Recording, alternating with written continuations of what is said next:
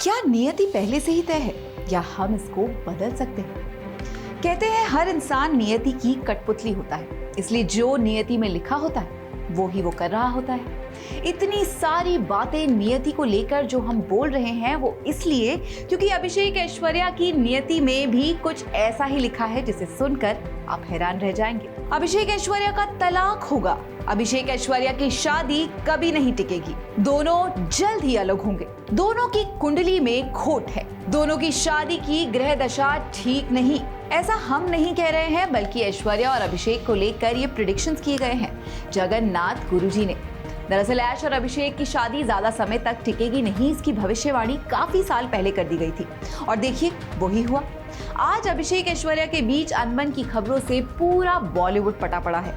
जिनको भी नहीं पता होगा उनको भी इस बात की भनक लग गई है कि अब दोनों साथ नहीं रहते और ऐश्वर्या बच्चन घर छोड़कर अपनी बेटी के साथ कहीं और रहने लगी है। वैसे ऐसी बातें छिपती नहीं है और जब इन दोनों से जुड़ी हर चीज इस चीज का इशारा साफ कर रही है तो भला कौन नजरअंदाज कर सकता है? ऐश्वर्या का हर जगह अकेले जाना, माँ बेटी का अभिषेक के बिना हॉलिडे पर जाना, अवार्ड फंक्शन में अभिषेक का ना पहुंचना, ऐश्वर्या को मिले अवार्ड पर ससुर जी का रिएक्शन ना आना और तो और शादी जैसे फंक्शन में परिवार के बीच ऐश का मिसिंग होना, ये सब इशारा साफ है ये बताने के लिए कि अब अभिषेक ऐश्वर्या ग्रे डिवोर्स ले चुके हैं। लेकिन दुनिया को नहीं बताते। आपको याद होगा कि दोनों के बीच तब से ज्यादा प्रॉब्लम शुरू हुई है जब से श्वेता बच्चन इनके घर पर रहने आई है।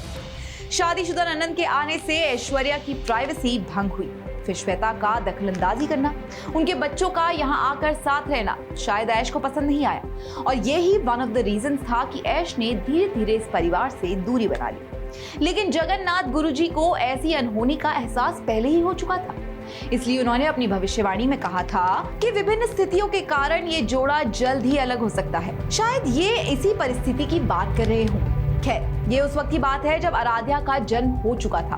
उसी दौरान जगन्नाथ गुरुजी ने भविष्यवाणी की थी कि उनके रिश्ते में प्यार की कमी के कारण आने वाले वर्षों में अलगाव की संभावना है। गुरुजी ने यह भी कहा था कि ऐश्वर्या और अभिषेक सिर्फ अपनी बेटी के प्यार की वजह से साथ में हैं। भविष्यवाणी में साफ साफ कहा गया था कि ऐश्वर्या और अभिषेक के बीच हमेशा सम्मान और दोस्ती रहेगी। जगन्नाथ गुरुजी की ये भविष्यवाणी इतने साल बाद जाकर सच हुई है। साल 2007 में हुई दोनों की शादी आज इतने साल बाद टूटने की कगार पर है। अब दोनों के बीच सिर्फ एक ही कड़ी है जो इनको जोड़ रखी है, वो है इनकी बेटी आराध्या।